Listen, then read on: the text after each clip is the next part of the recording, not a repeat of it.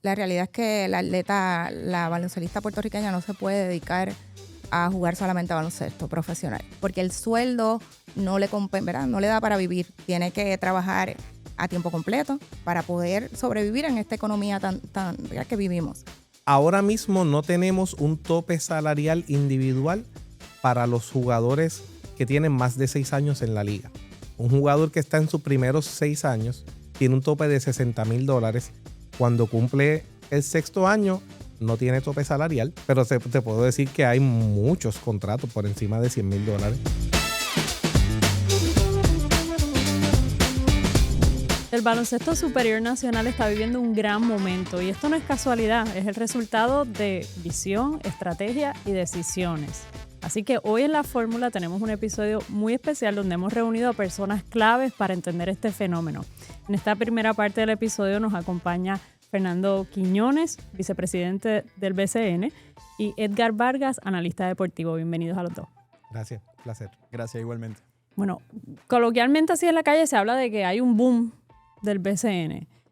No sé si comparten esa apreciación o cómo definirían el momento actual que atraviesa la liga. El BCN ha estado pasando por una transformación, yo te diría que por los pasados 15, 20 años, donde el BCN en un momento nos dimos cuenta de que cuando analizábamos quiénes eran las personas que estaban consumiendo el BCN, pues nuestros seguidores probablemente estaban entrando más en cierta edad, pero los más jóvenes quizás no lo consumían tanto, consumían más el baloncesto extranjero, etc. Y se empezaron a hacer una serie de estrategias desde hace ya varios años para primero identificar, ¿verdad?, quiénes eran nuestros seguidores, hacer ese demográfico, ver cuáles eran los intereses y por qué razones entraban o no entraban, y para entonces buscar la manera en que pudiera interesarle a ellos. Y dentro de ese boom no solamente es lo que tiene que ver con el juego, pero también es con todo lo que tú haces de la experiencia en la cancha, ¿verdad? Cuando las personas van. Y aparte de eso, todas las estrategias para tú llevarle el juego a las personas. No sentarte a esperar y decir, la gente no está llegando, ¿qué está pasando? Sino entonces, ¿cómo yo le llevo el juego? Que lo primero es llevárselo a lo que todo el mundo tiene siempre consigo, ¿verdad? Su celular. Así que se empezaron a hacer todas esas estrategias y hemos visto que ese demográfico ha cambiado y que eso ha traído consigo un montón de cambios entonces en todo lo que tiene que ver con el baloncesto superior. ¿Cuándo es que se da realmente ahí como que ven el resultado quizás de esas estrategias que están implementando, que se da el cambio? Yo te diría que en la primera temporada luego de la pandemia, en la pandemia el BCN, bajo el liderato de nuestro presidente Ricardo Dalmau, hizo una movida que era como que o aquí se salva el BCN y salimos adelante, o esto puede ser lo más peligroso que estemos haciendo, que fue que el BCN creó una burbuja y jugó en burbuja. Yo creo que fue la única liga profesional en Puerto Rico que se mantuvo jugando y de las pocas en el mundo, ¿verdad? Con las particularidades de tú hacer esa burbuja. Y eso fue un éxito por muchas razones. No había mucho más. Aparte de eso, la gente estaba en las casas. Tú tenías los juegos entonces por televisión o los tenías por el streaming para verlo. Se mantuvo esa continuidad y entonces de repente, de ahí en adelante, junto con unas cosas que venían pasando ya, porque teníamos un cambio en el perfil de los apoderados que estaban entrando al BCN. En el 2017, yo te puedo decir que quizá empezó ese movimiento cuando se volvió a hacer el Juego de Estrellas. El BCN había dejado de hacer el Juego de Estrellas y en el 2017 se vuelve a hacer el Juego de Estrellas y se hace con un evento que originalmente se concibió como un extra para llenar, que iba a ser un juego de artistas contra reggaetoneros. Ese juego de artistas con reggaetoneros acabó siendo un día antes por televisión solo y se vendió sold out. Y ahí empezaron entonces todos estos artistas a interesarse también y eventualmente muchos de ellos, como saben, han llegado a ser apoderados del BCN, a unirse de distintas maneras. Así que venía dándose eso, viene lo de la pandemia y de ahí en adelante hemos tenido un crecimiento exponencial, yo te diría. Edgar, como analista y como joven también, ¿qué crees que quizás pasaba en el BCN antes que no apelaba tanto a la juventud, a ese sector? Y cómo quizás la llegada de estas figuras conocidas cambia el panorama. Pues yo creo que hay que remontarnos a la historia. Obviamente cuando pensamos en el BSN, estamos hablando de un producto casi centenario. Es un producto que inició a finales de la década de los 20, principios de la década de los 30.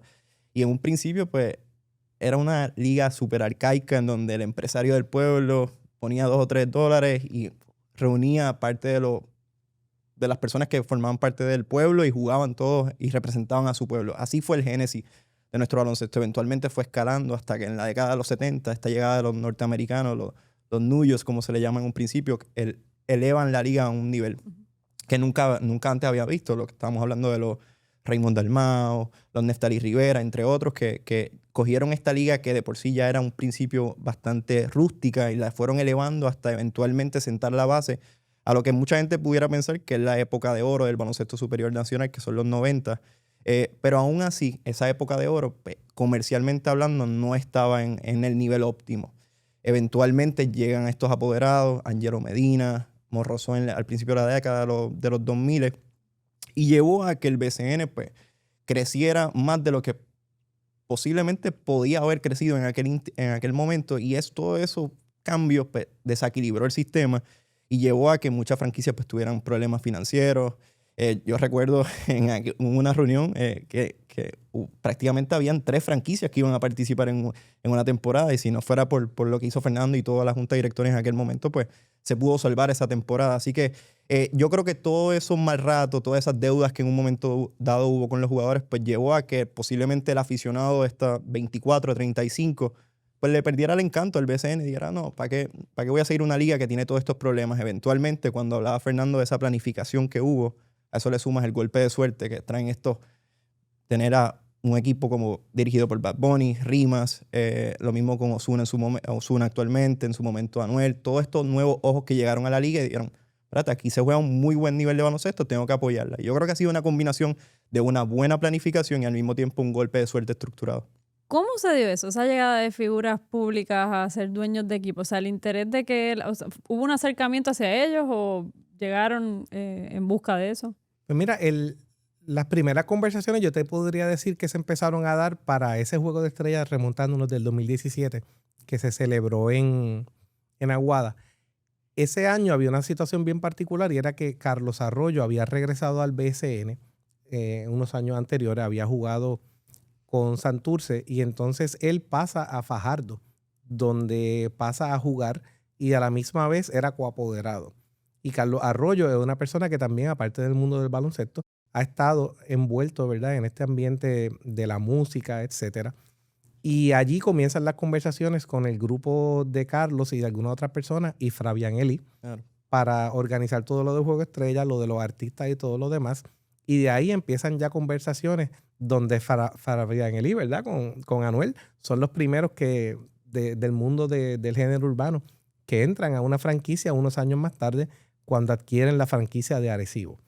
Así que yo te diría que esa conversación empezó por allí y ya en el 2019 cuando entra Anuel, entra Fabián, en San Germán, la gente sabe, ¿verdad?, que Noah Asad entró como apoderado que es ahora de Santurce y ¿verdad? Se habla de Bad Bunny, pero Noah y Yomi son apoderados y coapoderados. Pero ellos antes de eso hicieron una inversión en la franquicia de San Germán, donde fue coapoderado, que ya demostraron el interés. Y según ellos fueron entrando, siendo personas que no solamente son conocidos en el mundo ¿verdad?, en el ambiente de la música, pero que también conocen cómo llevar ese tipo de negocio. Y al ellos entrar, probablemente otras personas dijeron, si a él le interesa, debe ser que haya algo, ¿verdad?, que funciona. Y básicamente de ahí entonces va creciendo, se va creando la bola de nieve. ¿La atribuyen como parte de este boom a eso? O sea, ¿creen que en gran medida... Definitivo. Muchas veces las franquicias antes se operaban como una compañía de pueblo, en donde el empresario del pueblo pues, era el que hacía todo, era el empleado del mes todos los meses. Ahora, al llegar todas estas personas que muy bien mencionaba Fernando, pues obviamente conocen cómo es que se supone que se trabaje todo lo que... Pues a veces muchos apoderados pensaban que porque son exitosos en otras industrias, posiblemente ese éxito se traslade a la industria del deporte. Muchas veces pasa, pero muchas veces no. La industria del deporte es bien distinta y hay que operarla de una manera bien peculiar. Y entonces, pues a veces estas personas que llegaban a invertir sus recursos al baloncesto superior nacional, pues venían con una maquinaria, con una empleomanía, con una manera de entender que la operación tiene que ser mucho más longeva de lo que en un momento era. Fernando me podrá corregir, pero antes la temporada posiblemente duraba 5 meses y los equipos empezaban a trabajar 1, 2 meses antes de que arrancara la temporada. Hoy por hoy pues estamos viendo operaciones de equipos de 8, 9, 10 meses. Pudiera ser mejor todo el año, obviamente, pero ha habido una mejoría sustancial. No sé si tengan una cifra, pero ¿cuánto dinero mueve el BCN ahora? O sea, ¿de cuánto impacto económico estamos hablando? Yo te diría que en los pasados 10 años se ha entre duplicado a triplicado. Una franquicia, su presupuesto operacional hace 10 años, nosotros tenemos un range bastante grande, porque tenemos unas franquicias que sus presupuestos operacionales, primero por su capacidad y segundo porque sus gastos son distintos. Así que tú tienes algunas franquicias que hace 10 años quizás se podían operar en un año normal con 700, 800 mil dólares y tenía en el tope franquicias en 2 millones, 2 y medio. Ahora yo no creo que haya ninguna franquicia que esté por debajo de los 2 millones. Añadiendo quizás a ese comentario que ha hecho Fernando, no hay una investigación a ciencia cierta de cuánto es el BCN en cuanto impacto directo a nuestra economía. Se estima que puede rondar de 21 a 25 millones de manera directa. Ahora bien, como mencionaba Fernando, los presupuestos operacionales de los equipos se han duplicado. Nosotros en WIN, que es una agencia que nosotros manejamos acá de gestión del deporte, hemos hecho una investigación por los pasados 3 años sobre estudiando un poco las finanzas de los equipos. Porque hay muchas áreas grises dentro del deporte. Entonces, pues tratamos de poder clarificar algunas de estas áreas y nos hemos dado cuenta de eso, que cuando empezamos la investigación, los presupuestos, los ingresos operacionales más bien, que son todo este dinero que entra a la operación del equipo, ya sea por el dinero del día de juego, lo que llaman los Game Day Revenue, el dinero del gobierno, que muchas veces tiene un rol protagónico a veces en las operaciones de los equipos, y así sucesivamente otras fuentes de ingresos, incluyendo la aportación del apoderado para que la operación corra. Pues en aquel momento veíamos 2.5, 3 millones de ingreso operacional. Hoy, en la última investigación que lanzamos, nos dimos cuenta que el promedio de todas las franquicias son 5.2 millones de dólares en ingreso operacional. Así que ha habido un cambio sustancial. ¿Y dónde está el grueso? ¿Cuál es la principal fuente de ingresos ahora mismo? Día de juego. El Game Day Revenue, la taquilla sigue siendo el pan de cada día en las operaciones de cada uno de los equipos, y al mismo tiempo, pues poco a poco los equipos han ido encontrando otros activos comerciales que han sabido maximizar. En un pasado, ahorita lo hablábamos Fernando y yo, ponerte algo de Puerto Rico era algo charro, era algo, no era cool ponerte una indumentaria de Puerto Rico. Hoy es todo lo contrario. Yo pensaría desde el Team Rubio para acá. Y entonces los equipos han ido entendiendo que más allá de su operación, del boleto, que es súper importante, que la teoría dice que tiene que ser por lo menos de un 50, un 60% del ingreso operacional, pues han ido incluyendo otras fuentes como la mercancía, han encontrado, han diversificado la oferta gastronómica en las canchas y han maximizado el tiempo que el aficionado quiere invertir en el BCN. Yo no tengo idea de esto y me imagino que puede variar muchísimo, pero ¿cómo están los sueldos de los jugadores hoy día? O sea, ¿puede un jugador profesional del BCN dedicarse solo a eso y no tener que, porque antes se hablaba de que tenía que tener varios trabajos y demás, o sea, no podía dedicarse full time a entrenar? ¿Cómo funciona esto? ¿Cómo se deciden? ¿Cuál es el rango? Mira, el salario mínimo por reglamento para un jugador escogido en el sorteo del BCN, los jugadores entran a través de un sorteo. Okay. Los jugadores que son nativos, los jugadores que son invitados, los llamados refuerzos, pues eso tú los consigues, ¿verdad? Donde sea. El salario mínimo que hay es $10,000. Probablemente este es el jugador número 15 del equipo. Los rosters del BCN son de 15 jugadores, no de 12 como internacionalmente. Ahora mismo no tenemos un tope salarial individual para los jugadores que tienen más de 6 años en la liga. Un jugador que está en sus primeros 6 años, 5 porque el sexto ya es algo distinto, tiene un tope de $60,000 si es un jugador que no cumple con algunos otros requisitos.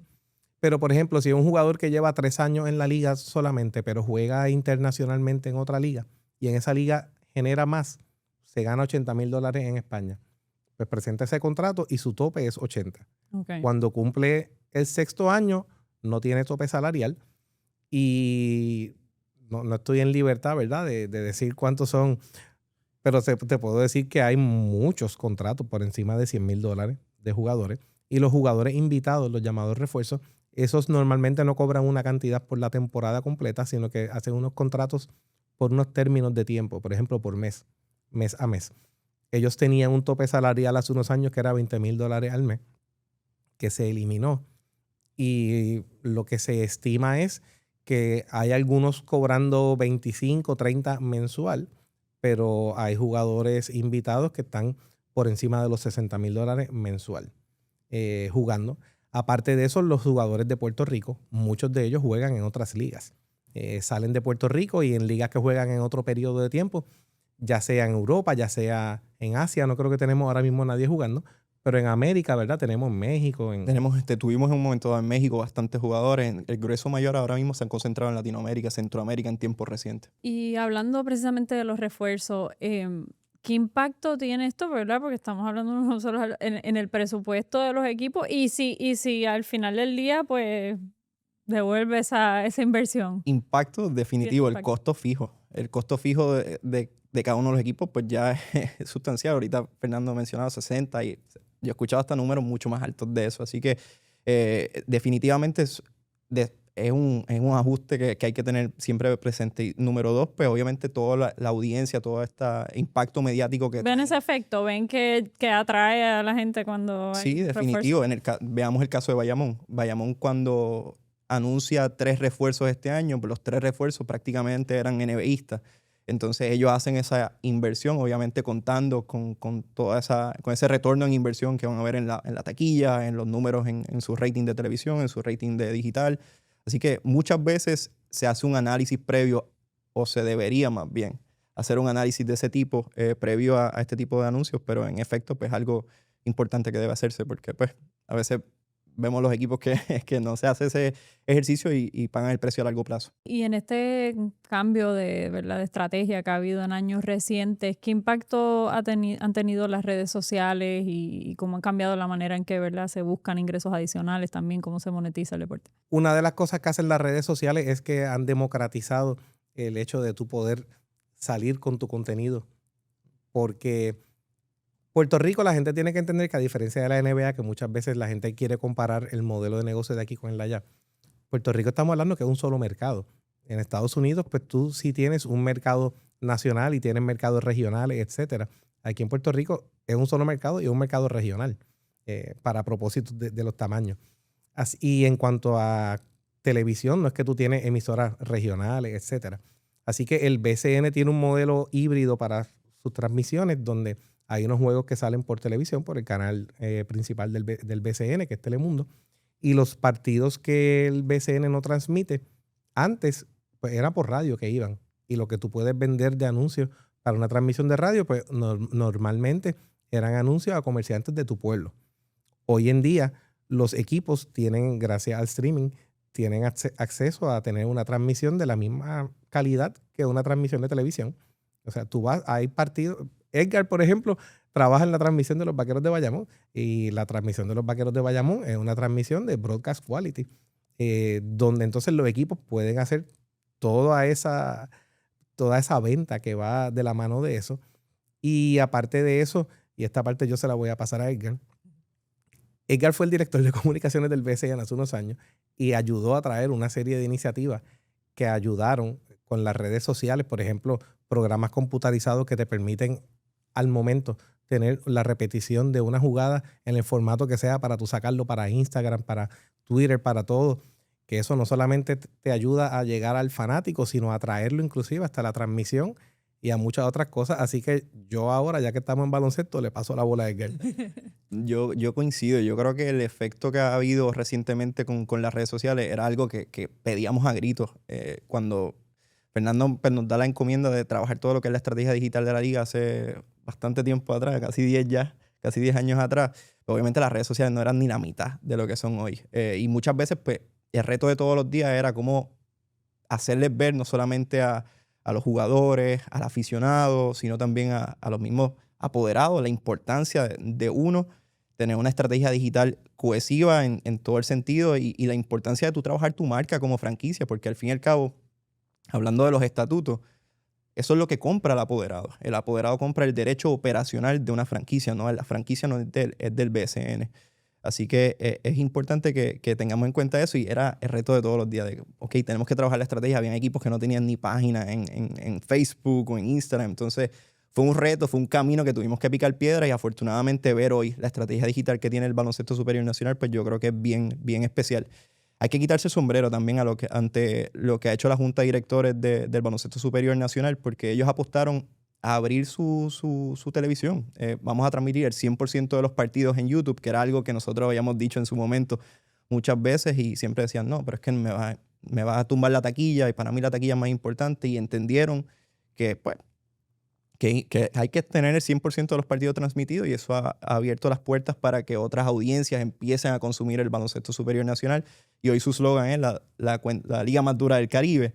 Así que el BCN se ha hecho un producto no solamente atractivo nacionalmente, sino también regional. Valeria, te da otra cosa más, ¿verdad? El último punto de eso. Con los medios tradicionales, tú no tenías manera de saber exactamente quién te estaba viendo. Tú tenías unos ratings que te dice esto es un promedio de cuánta gente lo vio y eso, y te daban más o menos una escala, pero ahora tú sabes específicamente y tú lo sabes inmediatamente. Y eso te permite tú saber quién te está viendo y dónde te están viendo. Yo recuerdo un año donde teníamos varios jugadores de República Dominicana, algunos como refuerzo y otros porque tienen doble nacionalidad y juegan nativo aquí, que estaban jugando una serie en particular. Y Edgar me dice, Fernando, hemos tenido un crecimiento de repente esta semana y la anterior que no la había visto. Y le digo, ¿dónde es? Me dice, en República Dominicana. Y de repente nos dimos cuenta que el BCN se estaba consumiendo mucho allá porque están siguiendo a sus jugadores. Y las redes sociales y todos estos medios digitales te dan esa información que tú antes no tenías acceso a ella. Y al momento, lo más importante. Y antes de pasar con nuestras próximas invitadas, brevemente, se lo pueden decir quizás en una oración, ¿qué le falta al baloncesto local para llegar al próximo nivel? Mira, yo te diría que en este momento lo más importante es estabilidad. Estabilidad porque todo esto que te he dicho que es muy bueno y que ha ayudado al crecimiento, de la misma manera tiene que ser un crecimiento a nivel de las franquicias que sea sostenible y que permita que las demás franquicias puedan competir. El BCN, lo principal que tiene es que cuando tú vas a un juego, cualquiera de los equipos puede ganar. Y eso hace que a la gente le interese. Pero para eso tú necesitas tener 12 franquicias robustas.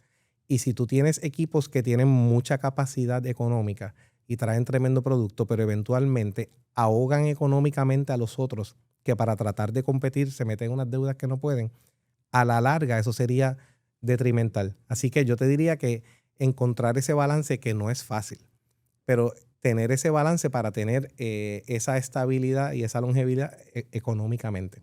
En mi caso yo pensaría que coincido 100%. Coincido 100% y añadiría, yo creo que el producto televisivo.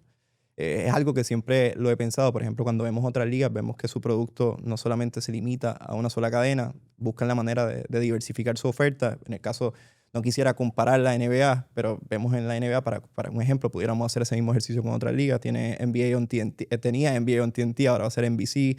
Tienes ESPN, ABC, tenías el League Pass que te permite ver, si tú no quieres ver el juego, cómprame un parcial y con eso estamos bien. Así que yo creo que diversificar su producto televisivo debe ser clave y invertir en tecnología. Yo creo que para mí eso es, como estamos viendo el crecimiento de la tecnología el día de hoy, tenemos que buscar la manera de invertir en ella. A veces pensábamos que las redes sociales son el futuro, no, son el presente y muy pronto van a ser el pasado. Así que en la medida que podamos ser un early adopter en todo esto de inteligencia artificial, realidad aumentada para transmisiones televisivas, yo creo que va a ser fundamental para el BCN. Para seguir la discusión desde otra perspectiva, ahora nos acompaña la licenciada Yanira Lisiaga, gerente del Baloncesto Superior Nacional Femenino, y Alexandra Cabrera, directora de operaciones de los Gigantes de la C. Gracias, bienvenidas a las dos. Saludos, gracias por tenerme. Gracias por la invitación. Vamos a tomarlo un poco donde lo dejamos con Fernando y Edgar. ¿Qué le falta al baloncesto puertorriqueño para llegar a ese próximo nivel? Yo creo que coincido con lo que estaba diciendo Fernando y Edgar. La evolución que ha pasado en los últimos años pues, se ha visto en todos los escenarios a nivel de eventos.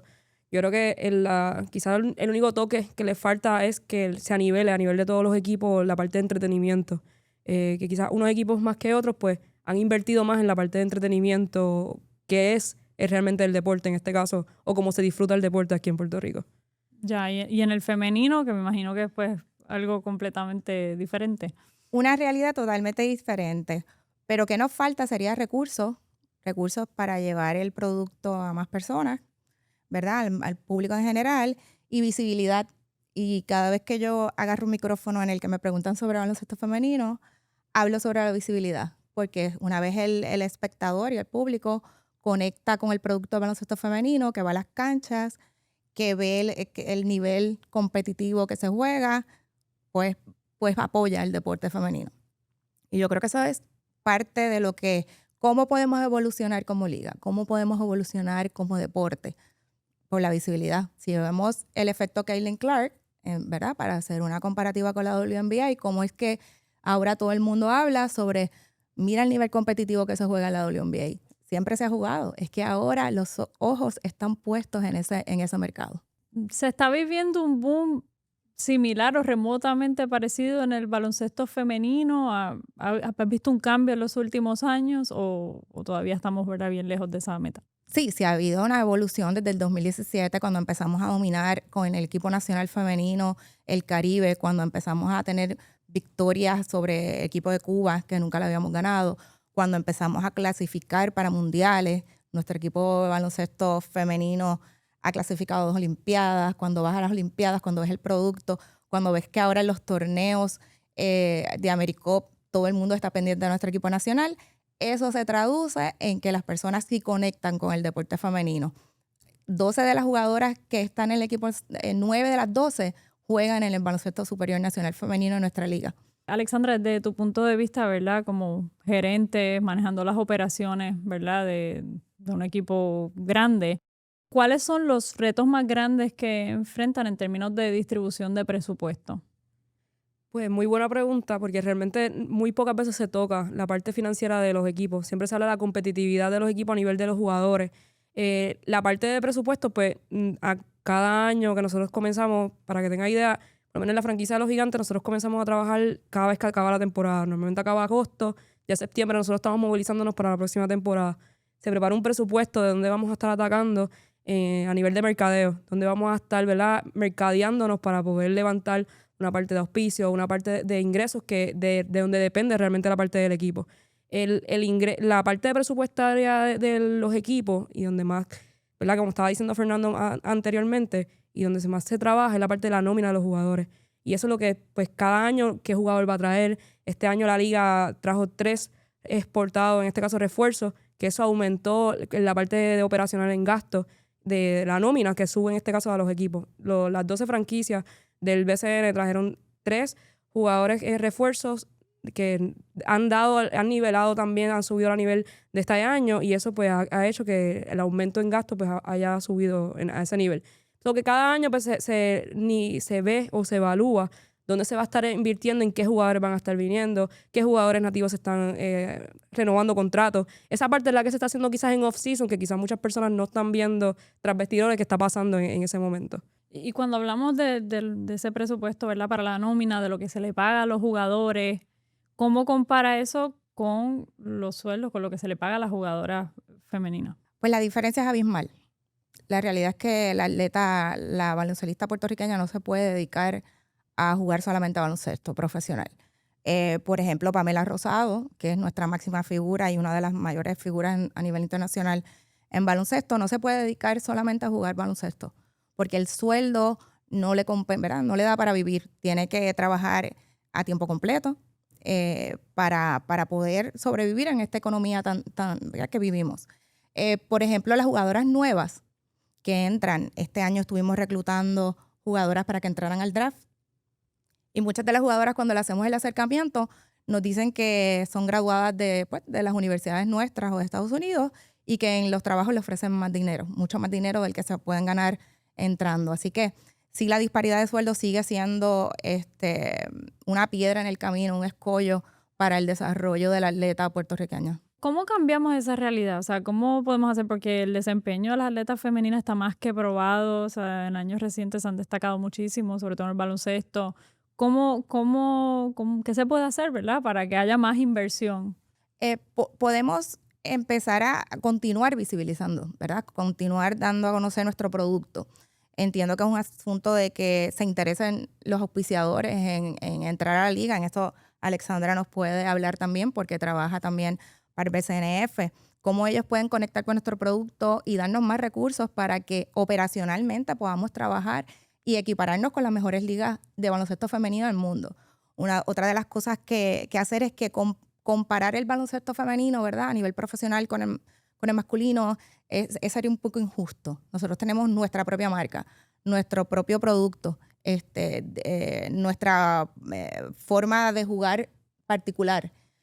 Así que mejor es allegar recursos, tener foros en los que hablar sobre esta situación para que se interesen más personas para que auspicie nuestra liga. Pero ¿ves progreso de tu época como jugadora versus ahora que tienes una posición dentro de la industria? Grandísima, grandísima. Desde los 90 para acá, yo jugué en los 90, la diferencia es marcada. No solamente en eso, también las redes sociales han ayudado muchísimo, ¿verdad? Tenemos también jugadoras que conocen que la imagen y dar a conocer su producto es importante, cosa que en la época de los 90 o cuando jugaba no pasaba. ¿Cómo ven a la fanaticada del BCN hoy día y qué tan importante es la experiencia del fanático para generar ingresos para ustedes? En los últimos años, los equipos han visto la necesidad de mercadear a su propia marca. Cada equipo, cada franquicia tiene una marca. En este caso, el caso de los Gigantes, nosotros pues diversificamos lo que fue la marca de los Gigantes. Nos llaman el Calentón, nos llaman el Carola, nos llaman Carola Beach. Hicimos este año el concepto de la C. Hemos buscado diferentes campañas cada año para poder diversificar y que el fanático conecte con lo que estamos haciendo y hacerlo criollizado. En este caso, cuando sacamos el uniforme del Calentón, eso revolucionó las redes. Nosotros logramos hacer un video que logró de manera orgánica 1 millón de views aquí en Puerto Rico. Y es porque en ese momento ese uniforme tenía la parte de los barrios, los residenciales de lo que era Carolina en ese caso. Y ese uniforme pues hizo que la moral del pueblo creciera, la gente conectara con lo que era Carolina, cambiara la percepción de lo que se pensaba de Carolina en un momento dado. Una franquicia que estuvo por 12 años que no existía. Lo que fue montar algo desde cero, conectar con el pueblo, y eso, cuando se lanzó ese uniforme, la moral, el equipo, todo, yo diría que fue parte del gancho a que el equipo quedara campeón en el 2023. ¿Cómo logra revolucionar? Pues yo diría que los equipos vieron eso que pasó de manera orgánica, sin nosotros haber quizás visto el crecimiento que pudo haber pasado, y la liga en conjunto, ¿verdad?, se ha movilizado a que cada equipo pues tenga su propia marca. En este caso, Bayamón con los Vaqueros, y cómo el merch ha aumentado en esa parte de la parte mercadeable. Y viendo lo que estaba diciendo Yanira, en la parte del femenino, yo soy una que no veía el femenino. Yo no consumía el deporte femenino aquí en Puerto Rico. Quizás no era de atractivo en este caso de verlo o qué está pasando. Quizás el voleibol en un momento dado era lo más que se conocía en la parte femenina. Y realmente aunque es baloncesto, se juega de manera diferente. No hay manera de compararlo. La parte masculina, por la parte obviamente, no se juega igual. Yo diría que la manera de la que se juegan las mujeres es un poco más organizada, se ven las estrategias, los juegos. Y eso, pues, si la persona no nos da la oportunidad de verlo, pues no va a poder consumirlo, como está diciendo Yanira. Yo creo que de estos últimos años, y añadiendo, es que el boom ha surgido poco a poco. Poco a poco, y quizás el masculino empezó en el 2017 ese boom, de manera poco a poco la bola de nieve. Pero ahora es que el femenino, te diría que empieza a hacer ese boom poco a poco también. Que quizás está lejos todavía de lo que es el BCN hoy por hoy, que la gente sabe los jugadores, los nombres, y que el femenino, pues muy pocas mujeres se conocen los nombres, como lo es Pamela, lo que es Michelle, lo que es Natalia, Meléndez, que obviamente está en la parte periodística, que muchos saben su trasfondo, pero no muchos todavía conocen los nombres de esas jugadoras que hoy por hoy juegan, pero que son las que llevan a las Olimpiadas, son las que llevan a los mundiales. Y pues eso ha raído que la gente me diga, oye, el femenino también tiene esa parte deportiva. ¿Qué piensas cuando la gente dice como que el baloncesto femenino no vende? ¿Y cómo se puede cambiar esa percepción también? Sí, esa es una pregunta súper interesante. Pues me causa ganas de seguir trabajando, ¿verdad? Dejar al lado un poco la condescendencia y la victimización en el deporte y trabajar bien duro para dar a conocer el producto. Una de las cosas que mayores retos nos da es eso, que las personas vayan a la cancha, pero una vez van y conectan, como dice Alexandra, ven el nivel competitivo y dicen, esto es un producto que puede ser de los preferidos, ¿verdad?, en el deporte. También me motiva a continuar apoyando nuestro equipo nacional. El equipo nacional femenino no solamente de Olimpiadas y Mundiales, sino que pasó a ser rankeado entre los primeros del mundo, cosa que era impensable años atrás, porque se dio un plan, se empezó a mercadear el equipo. Había algo concertado entre la federación, el Baloncesto Superior Nacional Femenino y muchas personas que ayudaron. Y hoy día se ve el producto, hoy día se ve el nivel. Así que me motiva a continuar trabajando, a dar a conocer lo que es el deporte femenino. Y con todas estas inversiones significativas que se están haciendo en jugadores, en refuerzos, en mercadeo, ¿verdad? En todas estas estrategias, ¿cómo hacen para garantizar, ¿verdad?, la estabilidad de las operaciones, ¿verdad? Y que eso sea sostenible a largo plazo. Pues en la fórmula ¿verdad? Casualmente la fórmula que hemos usado nosotros los gigantes es que de manera de equipo trabaja todo de manera directa. Nosotros hacemos la parte de la ropa o todo lo que se hace de vendible. Nosotros tenemos una tienda online, vendemos toda la parte de mercancía física, hicimos kioscos en los malls. De hecho, la parte de streaming que estaba diciendo Fernando en un momento dado y Edgar, nosotros lo vimos y nosotros vimos ahí la inversión, la parte de streaming. La parte de streaming es bien costosa, pero cuando nos empezamos a dar cuenta que muchas personas en la diáspora, en Orlando, en Texas e incluso en China, Japón, Alemania, están viendo probablemente por YouTube tú puedes ver esas estadísticas y no solamente ahí, como nosotros manejamos la parte de mercancía, sabemos dónde se están enviando los paquetes. Muchos paquetes salen de Puerto Rico y se exportan de manera que nosotros no estábamos buscando eso, pero se empezó a mercadear de esa manera. El equipo de los gigantes también trabaja la parte de concesiones. Hay varios equipos que quizás no lo hacen. Nosotros como equipo y como franquicia manejamos todo lo que se vende en nuestras cantinas, es un auspiciador. Todos nuestros auspiciadores prácticamente es lo que se consume en nuestras cantinas y todo ese ingreso que se está manejando es del equipo. Entonces quizás es otra fuente de ingreso que nosotros manejamos. Manejamos la parte de las cantinas, manejamos la parte de la ropa, la parte de auspicios, nosotros la manejamos y hacemos siempre, le presentamos a los auspiciadores un 360. Que no simplemente pues vean su logo en un uniforme o un anuncio simple, sino que puedan usar a los mismos jugadores como portavoces de sus marcas. Esa es parte de lo que nosotros hacemos e integramos y por eso es que lo planificamos con mucha anticipación para poder que salga todo, como nosotros decimos, perfecto. Y obviamente la parte de la boletería. Ahí sí son tickets que se usan en la parte de abonados. Está la boletería que de eso también dependen muchos equipos, que si no se llenan las canchas o no se llegan a los playoffs o del equipo no clasifican, pues no tienen ese ingreso para poder obviamente operar de manera operacionalmente el equipo. Y más allá de los resultados deportivos, ¿qué otros indicadores ustedes miran para decir, ok, esta fue una temporada exitosa? Obviamente una cosa va atada a la otra. En la parte de si el equipo, y que quizás este año pues, se ha visto que quizás hay equipos que hacen semanas, pues no se saben ya que no van a clasificar para los playoffs. Hay otros equipos que hacen semanas saben ya que van a clasificar a los playoffs, pues tienen esa ventaja de vender más porque vas a tener más juegos en tu localidad. No queremos decir, ¿verdad?, que la parte deportiva no afecta, pero sí, te afecta porque hasta donde llega tu equipo, los jugadores que tú tienes, pues te van a hacer la parte de venta de manera igual. Pero yo te diría que hay un trabajo que se hace de anticipación antes de poner la bola en la cancha y es la parte de cuánto apoyo tú tienes de la parte de auspiciadores, cuánto tú tienes de la parte de los mismos fanáticos que te hacen, antes de comenzar la temporada, te compran un season pack. O sea, que ellos no saben que si van a llegar a los playoffs, pero apuestan a que tu equipo sí, o sea, se abonan para estar manteniéndose en esa cancha. Entonces, yo diría que nosotros tenemos ese KPI donde marcamos, decimos, esta es nuestra meta de este año, debemos llegar ahí para poder, obviamente, manejar toda la parte de gastos operacionales o la nómina que se trabaja en este caso del equipo. ¿Qué liga, si alguna internacional, tanto para femenino como para masculino, pueden ver como una inspiración o como un modelo a algo que podemos aspirar aquí en Puerto Rico? Bueno, en la femenina, yo creo las ligas europeas, ¿verdad? La Liga Americana de Baloncesto Femenino ahora tiene un boom grandísimo. Yo creo que eso repercute a nivel mundial y aquí en Puerto Rico nos ayuda muchísimo. Yo creo que aspiramos a eso, a que las canchas estén llenas como ahora están. Antes en la WNBA, para hacer la comparativa, no asistía mucho público y ahora ustedes, ¿verdad? Para conseguir un ticket para ir es bien difícil. A eso aspiramos y eso vemos. Que ligas en las que el desarrollo está, la visibilidad está y el apoyo en auspicios y en sueldos y salarios, pues es bastante equitativo. Yo creo que siempre se comparan a nivel del BCN y la liga mayor que hay realmente es el NBA, ¿verdad? Obviamente está la parte de las ligas europeas, como estaban diciendo, que se escucha y se ve y que la gente también consume esas ligas. Pero yo digo que el producto que se ha hecho en Puerto Rico no tiene todavía que envidiarle todavía suficiente a esas ligas. He escuchado de personas que no consumen nada de NBA y consumen el BCN. Hay personas y yo soy una, que no sabía que estaban corriendo las finales de la NBA, pero estoy más pendiente quizás de lo que está pasando en el BCN.